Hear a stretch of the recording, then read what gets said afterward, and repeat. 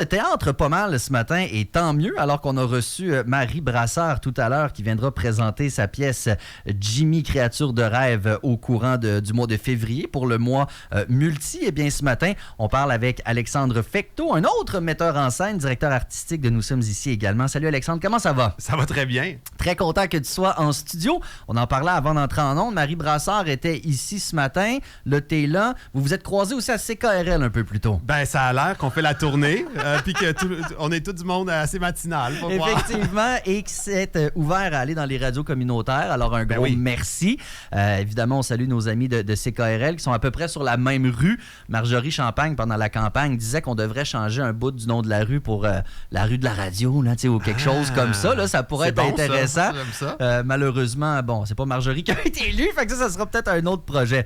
Alexandre Fecteau, tu es ici pour parler d'un nouveau festival de mise en scène. Ça s'appelle L'Intensif, metteur et metteuse en scène en ébullition. Moi, ce que je trouve chouette, c'est qu'un petit festival de mise en scène comme ça, c'était ton rêve, ça? Ben oui, quand même. Oui, vraiment. Il y en a qui rêvent à autre chose que ça, là. Ouais. Ben, je peux croire. Mais j'en ai d'autres, mais professionnellement, artistiquement. Oui, c'est quelque chose que moi me faisait rêver parce que, ben, tu sais, d'abord, je suis bien admiratif de ce que Le Jamais Lu fait. Le Jamais Lu, le festival de nouveaux textes, puis qui permet à plein de textes puis d'auteurs, d'autrices de rencontrer le public une première fois. Puis ça change tout dans notre milieu d'avoir une plateforme comme ça. Mais je me disais, pour les metteurs en scène, pour les metteuses en scène, on n'a pas d'équivalent.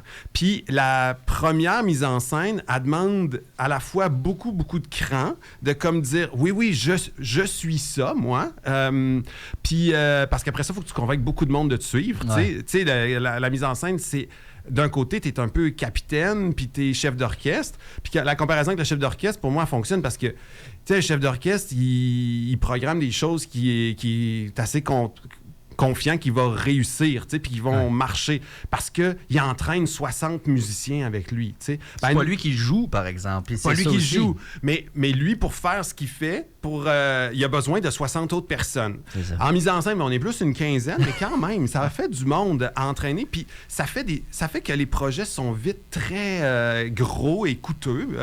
Fait que la prise de risque est compliquée un peu dans un mode de production puis de diffusion où il faut rencontrer le public, où tout à coup, il y a comme des enjeux de rentabilité qui entrent en ligne de compte. Fait que là, je veux pas qu'on parle trop de ça parce que le projet, c'est autre chose, mais c'est pour répondre à ça. Ouais. C'est-à-dire que moi, si je veux essayer des affaires que j'oserais jamais faire avec ma compagnie parce que je suis trop pas sûr de mon coup, mettons, ben là, je pourrais le faire à l'intensif.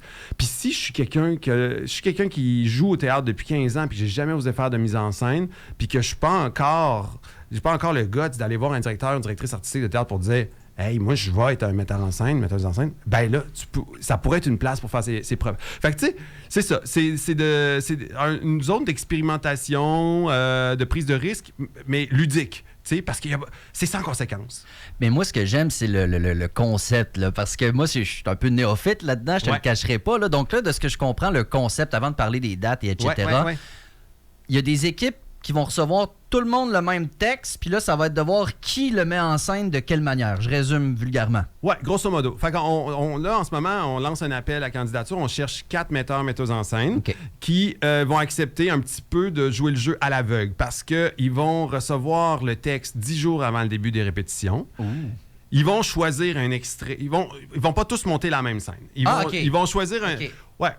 On essaie qu'ils aient un univers commun pour qu'on puisse comme faire des comparaison quand on va voir, mais pas leur imposer... 4 fois la même scène. 4 fois la même scène. OK. Fait qu'ils vont choisir 4 extraits d'environ 20 minutes chacun.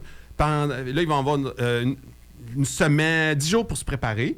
Puis, parce qu'on leur fournit aussi une équipe de conception. Parce que pour moi, la mise en scène, s'il n'y a pas d'équipe de conception, c'est pas de la mise en scène. C'est de la mise en scène, mais c'est un aspect trop pointu de la mise en scène à mon goût. C'est-à-dire qu'il reste juste la direction d'acteur. La mise en scène, pour moi, le théâtre, c'est un art total. La mise en scène, c'est un art total. Ça veut dire que oui, tu diriges les acteurs, mais aussi tu diriges l'équipe de conception. Décor, costumes, éclairage, son, vidéo, mouvement, tout ça. Fait que dans une échelle très, très limitée, on essaie de donner tous ces moyens d'expression-là aux metteurs en scène.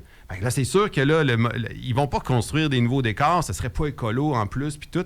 Mais ils vont travailler avec un scénographe qui va avoir une base de décors modulable, puis ils vont inventer des espaces propres à leur proposition. Pour les costumes, ils vont travailler avec une concepteur des costumes qui va aller piger dans des costumiers, mais ils vont faire des vraies propositions. Comme ça, même si c'est très rapide, on va avoir une proposition qui peut ressembler à une proposition complète. Donc, c'est comme si on faisait un concours d'architecture puis qu'on disait, voici un entrepreneur général qui va réaliser ton plan, à peu près. Oui, c'est drôle parce qu'à notre événement bénéfice, il y avait beaucoup d'architectes, puis je leur parlais de l'événement, puis ils me disaient qu'eux, ils ont quelque chose qui ressemble à ça. Ils appellent ça une charrette en architecture. Quand ils donnent un coup de créer un blitz de création, eux autres, ils appellent ça une charrette. Fait que, tu sais, il y a peut-être du monde à qui ça parle, mais c'est un peu cet esprit-là, puis ça existe dans plein de milieux, tu sais, des fois, tu sais, on tasse comme on tasse les contraintes là, le cadre, l'horaire normal, puis on donne un coup, on va à fond. Moi, c'était important de faire ça pour que ça puisse s'inscrire pour que ça devienne une parenthèse dans la vie puis dans l'année du monde. On donne un coup, c'est ce que c'est, puis après ça, peut-être ça provoque des étincelles et tout, mais c'est pas une affaire. Je veux pas que ça ait l'ampleur d'une prod, là, parce que faut pas qu'il y ait cette pression-là. Faut que la pression, ce soit juste le deadline. Ouais, c'est ça. Puis tu sais, tu dis que c'est intense, c'est le nom de l'événement, l'intensif. Fait que quelqu'un qui dirait, je trouvais ça intense pas mal. Je dirais, t'as mal lu le titre de l'événement. On l'a pas caché, là. Non. C'est assez clair. Ouais. Donc, les gens qui sont à l'écoute, tu l'as dit, Alexandre Fecteau, ça peut être des gens qui n'ont jamais osé, qui sont gênés. Ça peut être des gens établis aussi. Absolument. C'est pour tout le monde. Là, on a parlé avec Christian Lapointe tout à l'heure. Puis, je disais, ça peut être toi aussi, là. Tu sais, parce que justement, parce que ça serait super que quelqu'un de sa trempe, comme vienne jouer le jeu, mais ça pourrait être super aussi pour lui d'aller dans des zones où il n'est jamais allé, juste de se permettre, comme c'est à l'aveugle un peu. Tu sais, Christian Lapointe, il fait, hey, moi, je m'embarque là-dedans, je sais pas ce qu'ils vont me demander de monter. Moi, je le trouverais extrêmement cool, puis je sais qu'il est cool de même parce que t'es un vrai punk, là, mais en même temps, tu sais, d'habitude, quand tu fais ses projets, il contrôle il choisit ses projets. Fait que, tu sais, il choisit des projets qu'il sait qui vont l'allumer, tu sais. Ça, ce sera un saut dans le vide un peu pour un professionnel, de dire, je vais essayer autre chose. Je vais voir si je suis encore capable. Oui.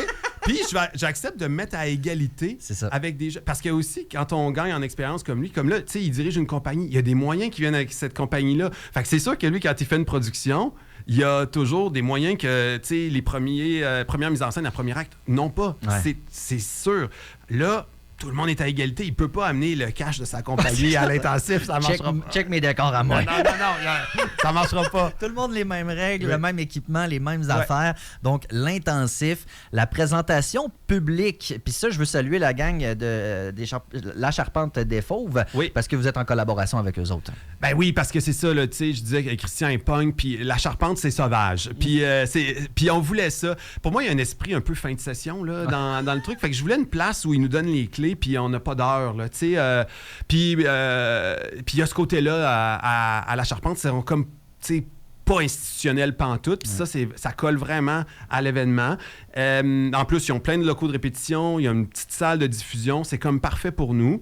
Puis c'est ça, la présentation devant le public, il y a comme la présentation officielle le 18 janvier en après-midi, mais avant ça, dans les jours de répétition, on va annoncer des fenêtres où le public va être invité à rentrer dans les salles de répète. Fait qu'on va pouvoir faire le tour des quatre équipes en train de travailler. Fait qu'un peu sur le mode symposium, là, où on va voir un peintre en train de peindre. Là, on va voir des équipes de théâtre en train de travailler. Fait que ça sera pas ouvert tout le temps parce que il y a un effet, tu sais, des gens de théâtre, tu fais rentrer un spectateur, là, ça devient un spectacle. Hein? Ouais, c'est ça. J'adore ça. Fait que c'est pour ça qu'il faut pas qu'il y ait du monde tout le temps. Faut qu'ils puissent travailler aussi. Faut qu'ils puissent travailler sans sentir qu'ils sont en spectacle. Mais non, mais je pense qu'avec la pression du temps, ils vont peut-être être capables d'oublier ces gens-là parce qu'ils n'auront pas le choix. Là. Ils ne pourront pas faire comme « Ah, là, on va leur faire une présentation. » Non, si tu prends cette heure-là pour faire une présentation, c'est une heure que tu perds. Puis dans ta pratique. Il n'y en a pas beaucoup. Non, c'est ça, effectivement. Donc, on va espérer qu'il y ait beaucoup de candidatures parce que c'est quand même un concept assez trippant. 25 novembre, c'est la date limite de dépôt des candidatures. On se rend où pour déposer sa candidature? Allez sur la page Facebook de Nous sommes ici. Le lien est là. C'est tout simple. C'est un Google Form. Il y a 2 questions.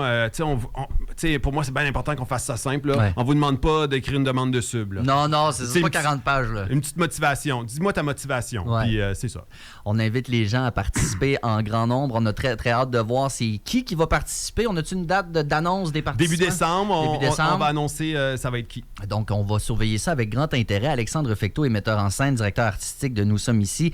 Et maintenant, donc, derrière ce nouveau, on appelle ça comment, un événement? Mini-festival. Un mini-festival. L'intensif, ça va être assez capoté. Bravo pour l'audace, l'originalité. C'est vraiment trippant. On va vous souhaiter du fun. Ça va être vraiment cool. À bientôt, Alexandre. À bientôt. Bonne journée. On est rendu à 8h58. Merci beaucoup d'avoir été des nôtres aujourd'hui dans Québec.